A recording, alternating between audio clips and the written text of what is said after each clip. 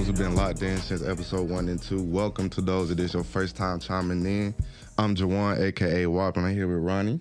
Redbeard. Yes, sir, and this is my kind of podcast. A lot done happened since the last episode. We done had the election. We are approximately 11 days out. Sadly, my Cowboys got thrashed. I know Ronnie's happy about that one. I mean, it don't make a fuck to me, bro. I'm always gonna be the home team anyway. Exactly. All right. So shout out to them Falcons and everything. I'm not really a Falcon hater, but I am an adamant Cowboy fan. So yeah, we struggling right now. Also last night, I think everybody got to view Mike Tyson get beat up pretty good by Jake Paul. It really wasn't a beatdown, bro. It was a beatdown, man. No, because first of all, Jake Paul wouldn't get into Mike's range. Okay, if he would have got in his range, he would have fucked him up. I have a question, bro. Did you really think a 60-year-old was finna go out there and really put...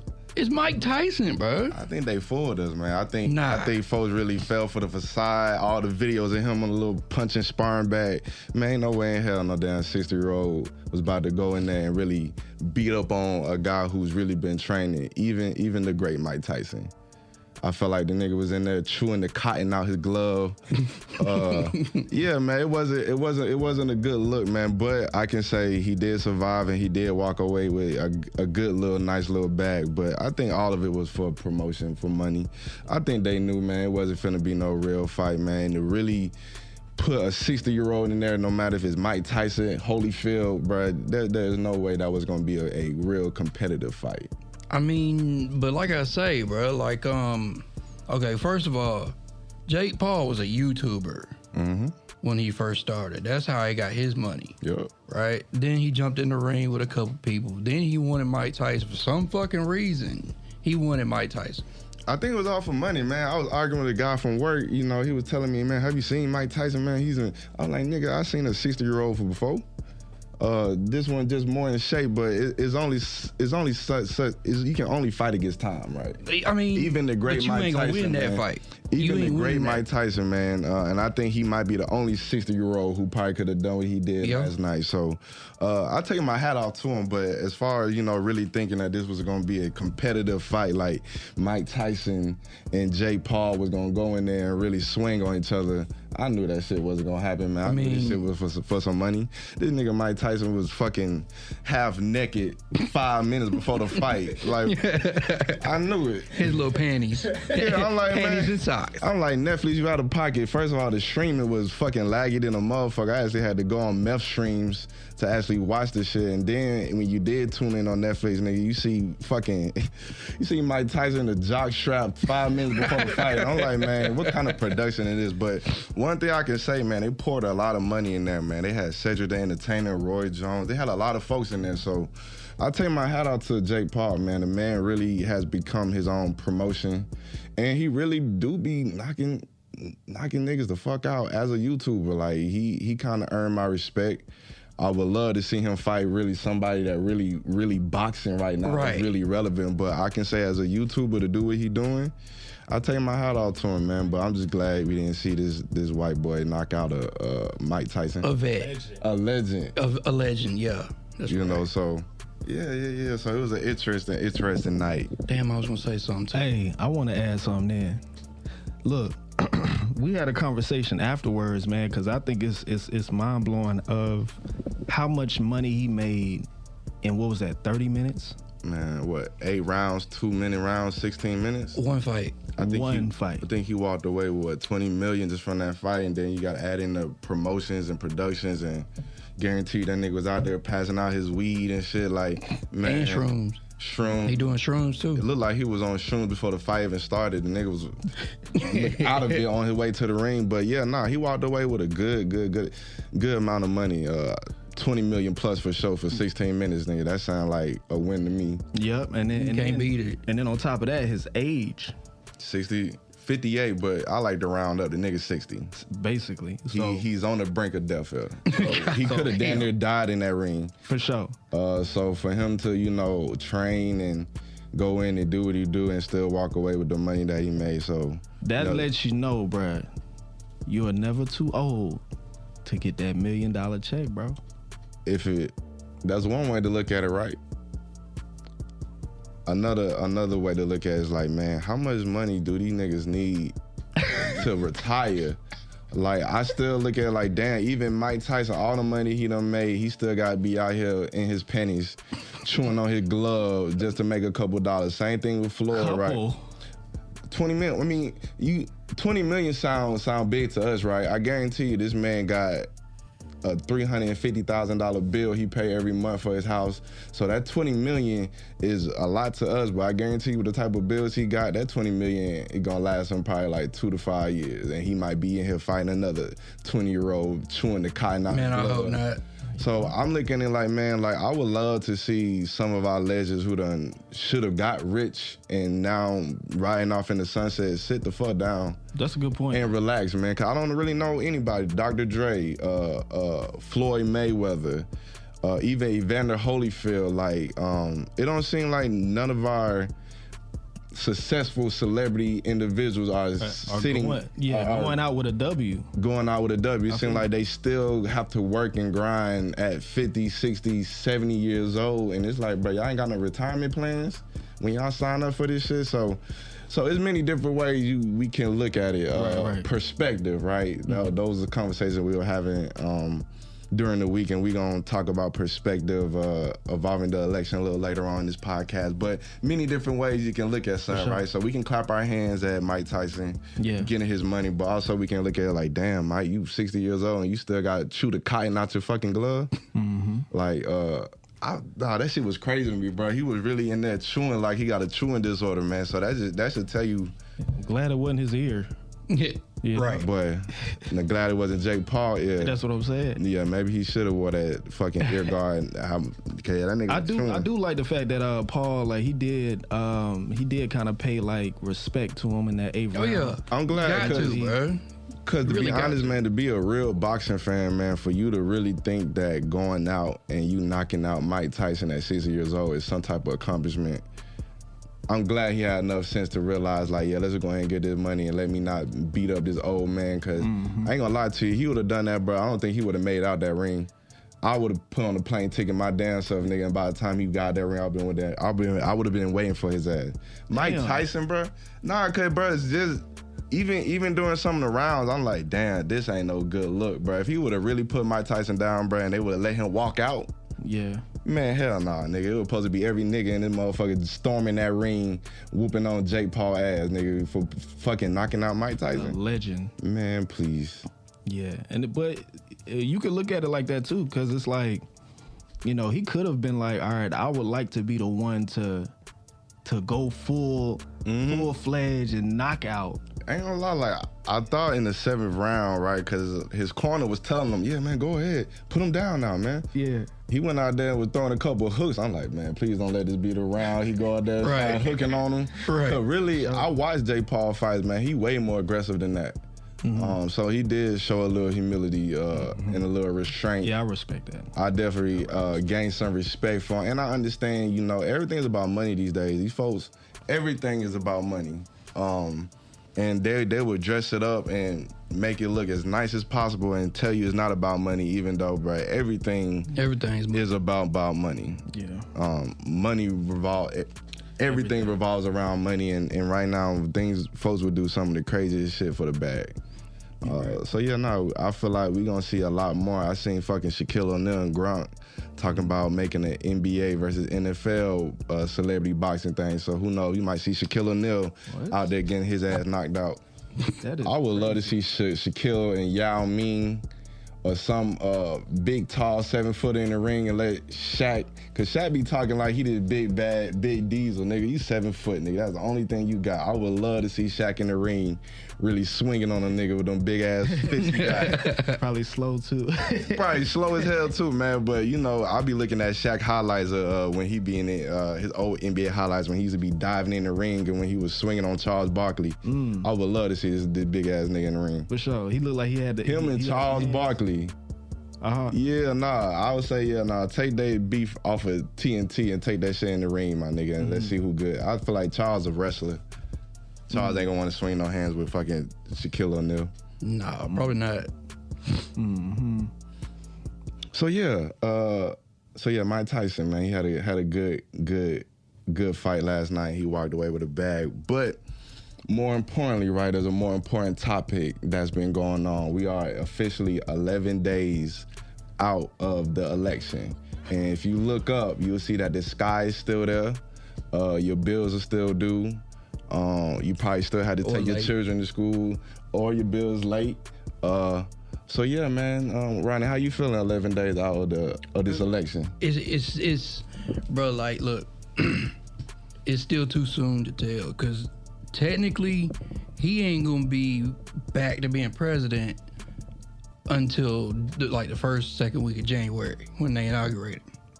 Mm-hmm. Oh shit. Okay. Yeah, so shit ain't official yet. Right now, we still got. I think it's official, my boy. It ain't official. It's official, my nigga. We right now, because we still got. Who is the president right now? Is it Kamala or is it Biden? I think it's Biden. I haven't seen that nigga since he's right. That's what I'm saying. I haven't seen ever since Biden. He dropped out of the debate shit. Yeah, I think about it. I didn't even see him on Kamala Harris' little campaign trail. Like, that nigga probably on the brink of death right now, on his deathbed. They probably already fucking calling his family and doctors and everything, letting them know he got like 2 more. But nah, last time I seen him, bro, he was looking like Mike Tyson out there. These niggas old. All right, these niggas old as shit, and I feel like he played us. They knew damn well this man wasn't in no health condition to be president. He wasn't. That man went from gray to damn near invisible. Yeah. So yeah, man. So you saying January 2nd is when it really become official? That's when? Nah, it's not January 2nd. It's like the first or second week of January. The fuck they waiting on now? Because they got to inaugurate him. They got to inaugurate. What? Okay. That's when they go in front of the Capitol building and then be like, they say all the shit. Oh shit. I have a feeling, man, he gonna raise hell during his inauguration. He already been saying some stuff. I've been looking at the guy he appointed to take over the new border, because I know the border has been a big topic during this election. The Republicans feel like the Democrats haven't been taking a good stance on the asylum rule that most immigrants have been using to enter the country. So I know that this new dude, he looked like fucking Sergeant Slaughter, one of them military brat heads. He basically saying no toleration. Yeah, straight gung ho shit. And to be honest, man, I don't think nobody runs the white man's country better than the white man. Goodness, what did you just say, bro? I think I had to really step back, right, and put into perspective, right? Because there are many different ways you could look at this election, right? You could look at it from the scope as just us regular individuals looking for a savior, which I feel that most people who vote in our community, we look at as these presidents as individuals that can save us. You can look at it as from the world scope, right? Because the leader of the president of the United States is damn near the leader of the free world, right? So you can look at it that perspective of the impact it will have on the world. And then you can look at the lens on folks who just on top and want to stay on top. There's many different ways you can look at this election that will have you kind of leaning towards many different candidates, right? So I just step back and just realize, what America is, not just to us, but to the world, right? Mm-hmm. We are the military. We are the concubine. Big word right there. Y'all Google it. I ain't about to. Yeah. We're the capitalism. Yeah. You know what I'm saying? So when you realize exactly what the United States is, man, we saved that black woman 4 years of pure hell. I don't think folks realize that, like, we was pushing so hard to, a black female president, and it might have been time. Like, we might be ready for it, as in we within this country, right? But is the world ready for it?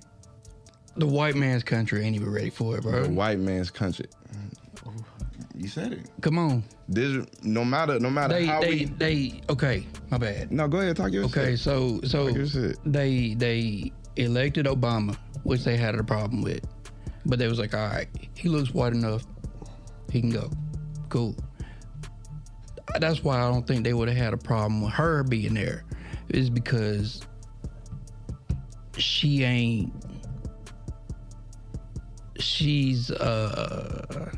lighter. You know what I'm saying? Which I guess they would figure is more appealing or something. I don't fucking know. But you know what I'm saying though, right? I like to study and do a lot of research, right, with the whole Barack Obama, right? Why did they allow this black man to become president, right, to lead this white man country?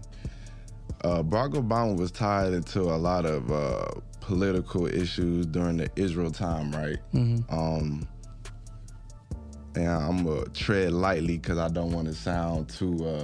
Talk your shit, bro. Nah, because you talk your shit. You gotta say it, bro. I gotta talk my shit. Yeah, so I just realized, man, and I'm not trying to sound too anti-Semitic or anything like that. I just realized, this country revolves heavily around Israel, right? And at the time, man, Afghanistan and what's that long bearded bitch name that they killed? Osama bin Laden. Right. There was direct involvement with Afghanistan, Iran, and some of the elections, right?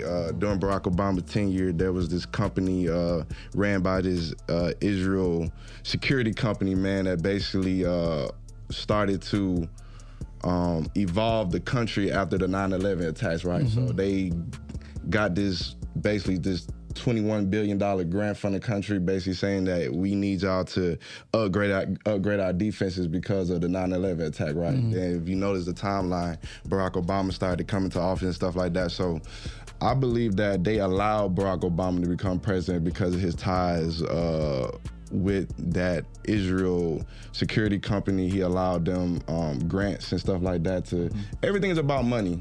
Mm-hmm.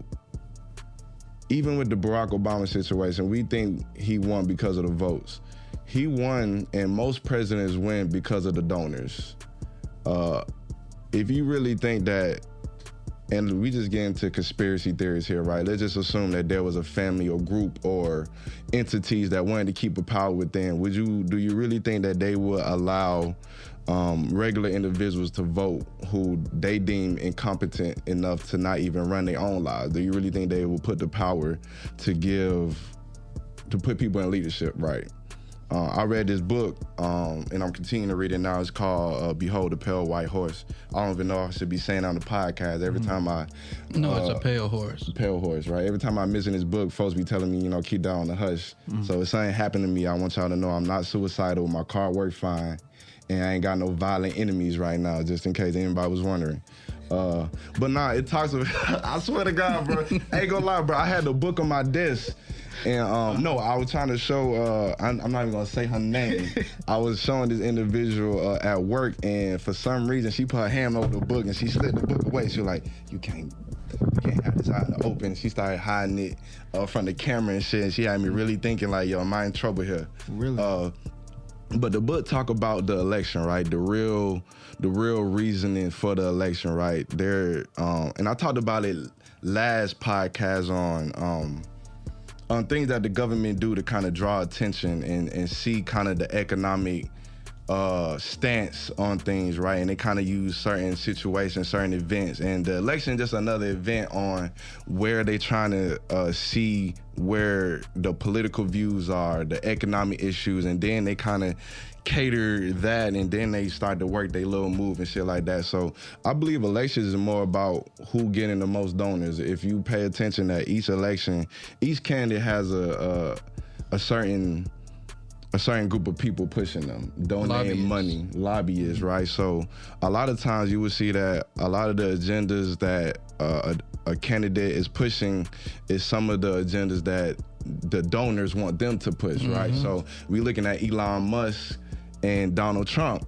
I guarantee you, if you look at how much money that man has donated to the Trump campaign, you will see that, yeah, they're allies, because he probably done donated over $200 million to that man campaign to probably push probably pushed to lighten some of the restrictions that the Democratic Party have done on social media platforms, right? Mm-hmm. So you see that certain donations align with certain values and principles that they want to push.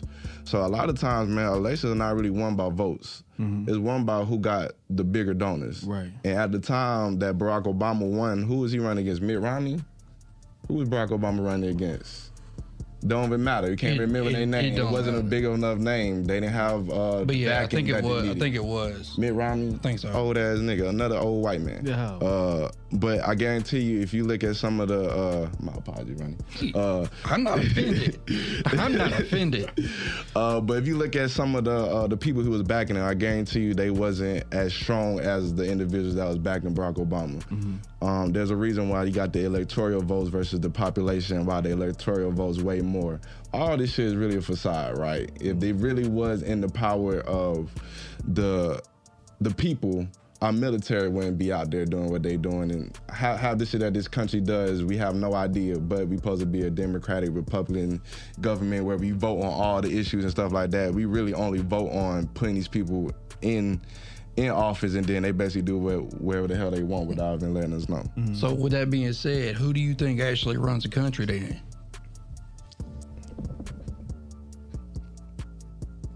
I think the folks who run this country are not even in this country. I feel like this country has been used as a military entity to handle basically all the military affairs of another. This country is not really even what it says it is, right? It's supposed to be a God country, right? A Christian country. If you turn on your phones right now, you have gambling, you have porn, you have so much that's technically is against the religion that supposed to be on the forefront of this country, correct? So good point. So I realized that if you look at how much of our taxpayer money goes to, majority of our taxpayer money go to our military. This country been at war since the start of it. I think it's only been like 5 years of peace. So this country is almost like a military weapon. Who's controlling it? Money. But behold the pale white horse. Oh, behold a pale horse. No, behold the pale horse. It get deep. Now, this is pretty much another conspiracy book, written by William Cooper, a CIA agent. He got some credible sources in there. Is it right? Is it wrong? Be honest, like what's right and what's wrong these days, I feel like it's really on the beholder of it, right? So you kind of determine it. And you gain your own perspective on some of the things that you read. You should never 100% buy into something, right? Or buy into an individual. I recommend you just take something, like even with the president election, right? I was learning stuff from each candidate, whether or not it was something that I could implement in my life now or later.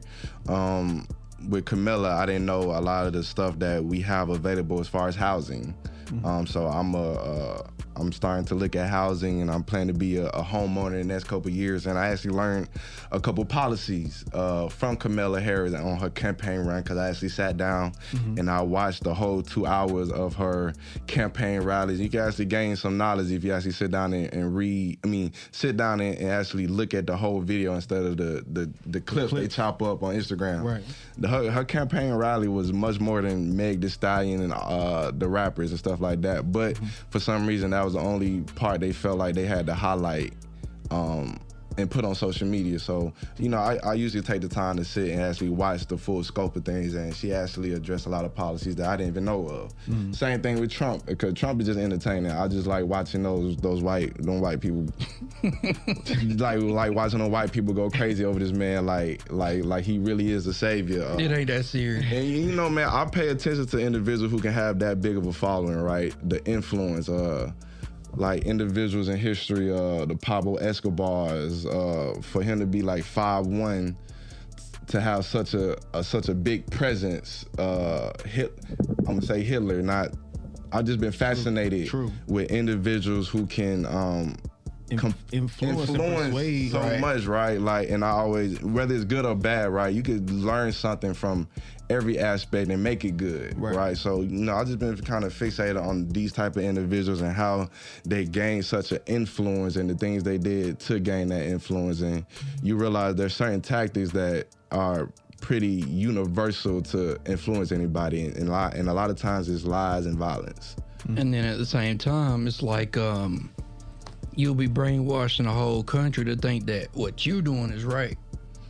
Exactly. I'm actually glad you said that. Which, right? since you brought up Hitler, that's what happened.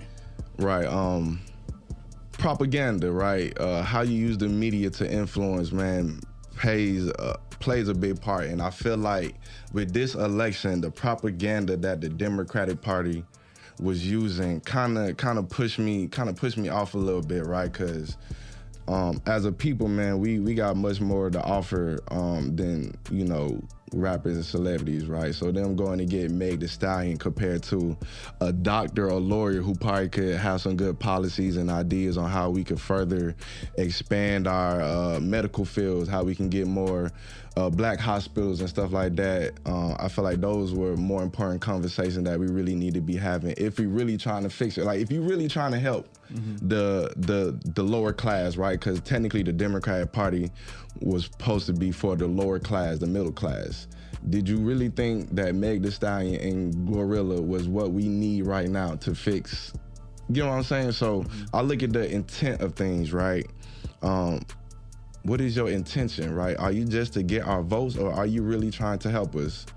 And it just seemed like the Democratic Party has just been trying to get our vote, but when it's time for them to adhere to some of the policies that they implemented on their campaign runs, we realize it has zero effect on middle class and lower class people. Even Bernie Sanders said it. Bernie Sanders, who's always been the head of the Democratic Party, who always spoke like the head of it, man. He was involved in a lot of civil rights movement. I think that's why a lot of black people resonate with Bernie Sanders. He said it himself, man, the Democratic Party has failed the working people. So yeah, man, I try not to go into the racist aspect on it because, you know, for some reason, like, folks deem the Republican Party racist, Democratic Party, you know, is for the black people, right? But, you know, I mention it all the time, the KKK originated from the Democratic Party.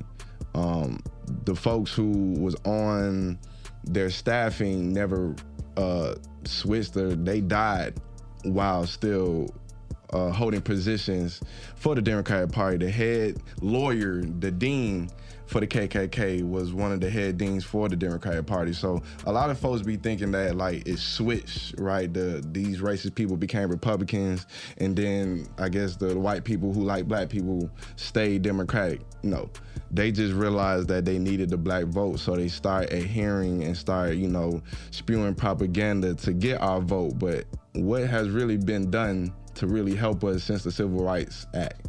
And keep in mind, the Civil Rights Act was something that the Democratic Party voted against multiple times before it was passed in 1965. So 1963, 62, 61, the Democratic Party was the one voting against it, while the Republican Party was the one favoring it. Furthermore, Donald Trump has always been part of our culture. He always been part of a black culture, whether it's if he was trying to get money out of us or he just supporting us. So yeah, I think we've been kind of brainwashed a little bit, right? To really think that you know, think that the Democratic Party, you know, grabbing a black female and spewing the propaganda to black females about getting rid of abortion was kind of distasteful. When you really sit back and you really know what's going on, you can kind of see how, you know, they really played upon our intelligence as a community. But we're going to tap into that, you know, going forward. Sure.